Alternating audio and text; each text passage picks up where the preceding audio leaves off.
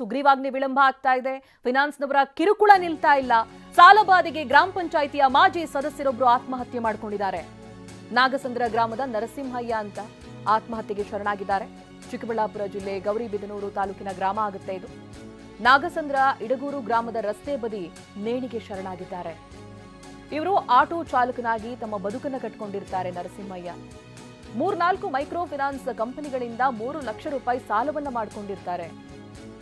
ಜೊತೆಗೆ ಸಾಲ ತೀರಿಸೋದಕ್ಕೆ ಎಲ್ಲಾ ಪ್ರಯತ್ನವನ್ನ ಕೂಡ ಮಾಡಿದ್ದಾರೆ ಇವರು. 2-3 ಸಲ ಅವರ ಆಟೋವನ್ನ ಅಡ ಇಟ್ಟು ಸಾಲ ತೀರಿಸಿದ್ರು. ಇದರ ಮೇಲೆ ತನ್ನಿಂದ ಏನೂ ಮಾಡೋದಕ್ಕಾಗ್ತಾ ಇಲ್ಲ ಅಂತ ಇದೀಗ ಆತ್ಮಹತ್ಯೆಗೆ ಶರಣಾಗಿದ್ದಾರೆ. ಒಂದು ಕಡೆಯಲ್ಲಿ ಸುಗ್ರೀವಾಜ್ಞೆಯನ್ನ ಹೊರಡಿಸೋದಕ್ಕೆ ಕರಡನ್ನ ಸಿದ್ಧಪಡಿಸಿದೆ ರಾಜ್ಯ ಸರ್ಕಾರ, ಆದರೆ ಅದು ವಿಳಂಬ ಆಗ್ತಾ ಇದೆ. ಈ ನಡುವೆ ಆಗ್ತಾ ಇರುವಂತ ಅವಾಂತರಗಳು ನೋಡಿ.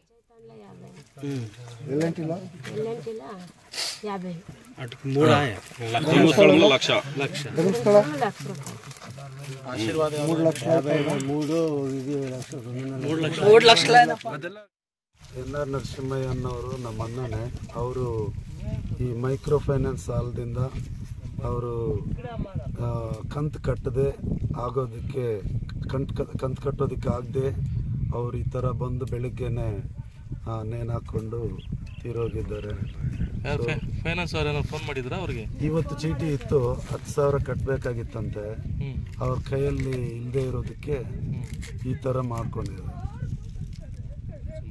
ಎಲ್ಲಿ ಯಾವ್ಯಾವ ಫೈನಾನ್ಸ್ ಅಲ್ಲಿ ಏನಾದ್ರು ತಗೊಂಡಿದಾರ? ಅದೇ L&T ಮತ್ತು ನವಚೇತನ ಒಂದು ಸಂಸ್ಥೆ ಅನ್ನೋ ಸಂಸ್ಥೆ, ಇನ್ನು ಆಶೀರ್ವಾದ, ಈ ಮೈಕ್ರೋ ಫೈನಾನ್ಸ್ಗಳೆಲ್ಲ ಅವರು. ಈ ಬಗ್ಗೆ ಡೀಟೇಲ್ಸ್ ಅನ್ನ ಪಡೆದುಕೊಳ್ತಾ ಹೋಗ್ತೀನಿ. ಪ್ರತಿನಿಧಿ ಭೀಮಪ್ಪ ಫೋನ್ ಸಂಪರ್ಕದಲ್ಲಿದ್ದಾರೆ. ಭೀಮಪ್ಪ, ಅದೇನೋ ಸ್ಥಳೀಯರು ಮಾತನಾಡ್ತಿದ್ದು ಸಂಬಂಧಿ ಅನ್ಸುತ್ತೆ ಅವರದ್ದು. 10,000 ಏನೋ ಇವತ್ತು ಕಟ್ಟಬೇಕಿತ್ತು, ತನ್ನ ಕೈಯಲ್ಲಿ ಹಣ ಇಲ್ಲ ಅಂತ ನೇಣಿಗೆ ಶರಣಾಗಿದ್ದಾರೆ ಅಂತ ಹೇಳಿ. ಎಲ್ಲೆಲ್ಲಿ ಫಿನಾನ್ಸ್ನಲ್ಲಿ ಸಾಲಗಳಿತ್ತು, ಯಾವ ರೀತಿ ಕಿರುಕುಳವನ್ನ ಕೊಡ್ತಾ ಇದ್ರು, ಏನಾದರೂ ಅವರ ಸಂಬಂಧಿಗಳ ಜೊತೆ ಶೇರ್ ಮಾಡ್ಕೊಂಡಿದ್ದಾರಾ? ಹೌದು ಚೈತ್ರ, ಚಿಕ್ಕಬಳ್ಳಾಪುರ ಜಿಲ್ಲೆ ಗೌರಿಬಿದನೂರು ತಾಲೂಕು ಈ ನಾಗಸಂದ್ರ ಗ್ರಾಮದ ನರಸಿಂಹಯ್ಯ ಅಂತಕ್ಕಂಥವ್ರು ಒಂದಲ್ಲ ಎರಡಲ್ಲ ಸುಮಾರು 5ಕ್ಕೂ ಹೆಚ್ಚು ಕಂಪನಿಗಳಂದ್ರೆ ಸಂಸ್ಥೆ, L&T ಮತ್ತು ನವಚೇತನ ಮತ್ತು ಚೇತನ, ಧರ್ಮಸ್ಥಳ ಅಭಿವೃದ್ಧಿ ಸೇರಿದಂತೆ ಆಶೀರ್ವಾದ ಕಂಪನಿಗಳಲ್ಲಿ ತಲಾ 50,000ದಿಂದ 1 ಲಕ್ಷವರೆಗೂ ಸುಮಾರು 3.5 ಲಕ್ಷ ರೂಪಾಯಿಯನ್ನ ಮೈಕ್ರೋ ಫೈನಾನ್ಸ್ ಗಳಲ್ಲಿ ಸಾಲ ಮಾಡಿದ್ರು. ಮತ್ತೆ ಇವತ್ತು L&T ಸಂಸ್ಥೆಗೆ 10,000 ರೂಪಾಯಿಯನ್ನ ಹಣ ಮರುಪಾವತಿ ಮಾಡ್ಬೇಕಿತ್ತು. ಆದ್ರೆ ಇವತ್ತು ಕಂಪನಿ ಸಿಬ್ಬಂದಿ ಫೋನ್ ಮಾಡಿದಾಗ ಹಣ ಕಟ್ತೀನಿ ಅಂತೇಳಿ ಮನೆಯಿಂದ ಆಚೆ ಹೋಗಿದ್ರೆ, ಮತ್ತು ಮನೆಯಿಂದ ಆಚೆ ಹೋಗೋ ಸಂದರ್ಭದಲ್ಲಿ ಅವರ ಪತ್ನಿ ಪ್ರಭಾವತಿಗೆ ಹೇಳಿದ್ದಾರೆ, ಹಣ ಹೊಂದ್ಕೊಂಡ್ಬರ್ತೀನಿ, ಇವತ್ತು ಹಣ ಕಟ್ಟಬೇಕು ಅಂತ.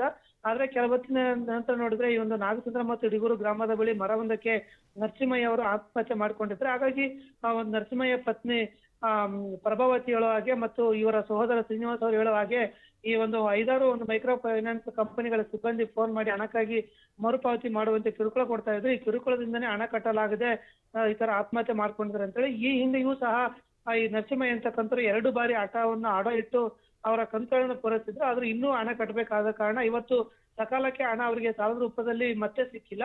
ಇದರಿಂದ ಇವತ್ತು ಮನನೊಂದು ಆತ್ಮಹತ್ಯೆ ಮಾಡ್ಕೊಂಡ್ರೆ ಇದಕ್ಕೆ ಈ ಫೈನಾನ್ಸ್ ಕಂಪನಿಗಳ ಕಿರುಕುಳವೇ ಕಾರಣ ಅಂತೇಳಿ ಅವರ ಸಂಬಂಧಿಕರು ಒತ್ತಾಯಿಸಿದ್ದಾರೆ. ಥ್ಯಾಂಕ್ ಯು ಭೀಮಪ್ಪ ಮಾಹಿತಿಗಾಗಿ.